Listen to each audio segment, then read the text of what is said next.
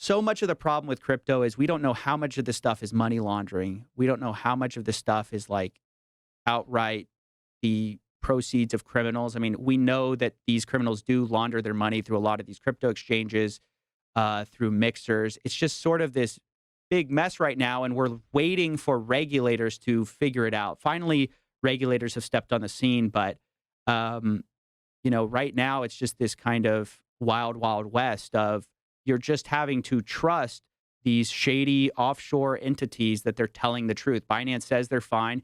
They show proof of reserves, but what are their liabilities? It's hard to know. So people really just take you at face value, and they have to trust that, like, oh, other people are invested, so I guess I'll jump in too. And that's why the celebrities are important. And that's why it's a huge part of it. The connection to BlackRock is important. Huge part. Yes, because they're the legitimacy that says, hey,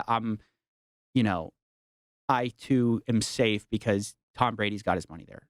So I can put my money there. Is the lure is like how Bitcoin used to be worth very little, and then one time it was with the high of Bitcoin, it was like 70,000 or something like 60 plus, yeah. So that's the lure. The lure is you buy in for pennies, and one day you're insanely rich. I'm sure you know about that one guy who lost a hard drive and who's paying people to go through a landfill to try to find his hard drive because there's billions of dollars worth of Bitcoin on that hard drive.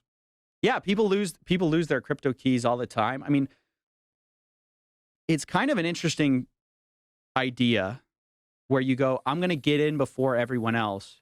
But a lot of people found out about crypto the same time the mainstream media, everyone else did. So by the time they're actually investing, it's too late. It's too late. I think the most fair case you could make about crypto is sometimes national currencies aren't a great idea and you want an alternative. So look at the Turkish lira, right? The inflation rate, I think, is like 75%, something like that. It's an unimaginable, it's just out of control inflation. And if you hold on to your Turkish lira, you're in for a bad time because every day it's getting less valuable. So the question is, what do you do if you're in that country making money? If you want to store your money somewhere else, how do you store it? So there's this idea of these alternative currencies that are kind of interesting. And then there's some arguments that hey, if you're someone like me, I have 2 employees and both of them are overseas. Like one of them's in London, one of them's in Ukraine. And so for me, I have to pay them and, I have to do this wire transfer and it's kind of expensive to do these, you pay all these fees for wire transfers.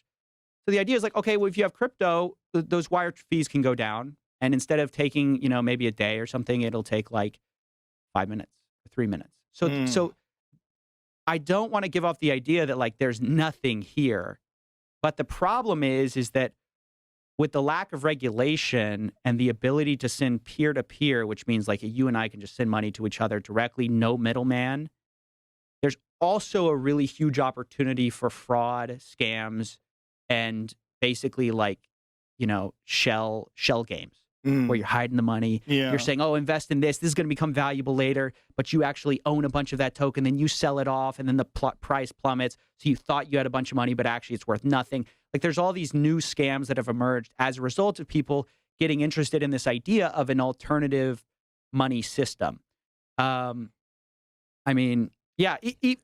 in our modern age, it seems like you can understand where they're coming from, the average person. They're like, look, I've been screwed by the banks. Every time the government's printing a bunch of money, where do I go? Right? You can understand the appeal, but it's just you went from the arms of one huckster to another. It's almost to something worse. There are reasons that our banks have a bunch of anti-money laundering laws. There's a reason that they have all sorts of finance laws. It's not for their safety. It's for your safety. It's they need to, fight. One of the best ways to fight crime is at their wallets, take away their banking. And crypto has just really revitalized that because, now if you're some criminal, laundering money has just never been easier. Instead of taking $100,000 across the border or wiring it where it can get held up by a bank, now I can just send you $100K. It's going to take me 5 minutes. So that's why when people kidnap people's data, things along those lines. They'd like to get paid through crypto. Ransomware. Yes. Yeah. Yes. 100%. Because before it was like, okay, you need to use like Western Union or sort of one of these places where you can kind of send money without too much scrutiny. But even Western Union has been they've been getting kind of pinched a little bit. Like, hey, you guys got to stop allowing all of this. But in crypto, because there's no middleman, because there's no one who controls like Bitcoin, like no one can say like no to a transaction. Now it's like there's nothing to stop you from sending that money, and then you can take that money and you can send it to what's called a mixer, which is this like fancy language for a way to like anonymize your transaction. Like you put $100,000 into this little mixer, and then it sends $100,000 out later, and nobody knows where that money came from. What is a mixer? How does that work? It's interesting. So the most famous example is Tornado Cash. They've recently been shut down, but the idea was just the idea of putting your money into Tornado Cash. Yeah, it's wild. Is there a better analogy for losing your house? You know what's funny? Yeah. You know, I mean, good Lord. The idea of these mixers was you'd anonymize your transactions. So like, let's say I put like let's say I have Ethereum, one Ether into this mixer, right? This pool of money. A bunch of people are putting one Ethereum into this thing. So all this money's going in, and then you basically wait. And as you're waiting, Ethereum's going out everywhere. A bunch of people are withdrawing, right? Because they're also taking their money out. Right.